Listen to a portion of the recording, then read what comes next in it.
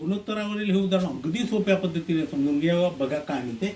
जर एक्सास वाय बरोबर 6 5 आणि झेडास वाय बरोबर 25 9 25 तर एक्सास झेड बरोबर किती.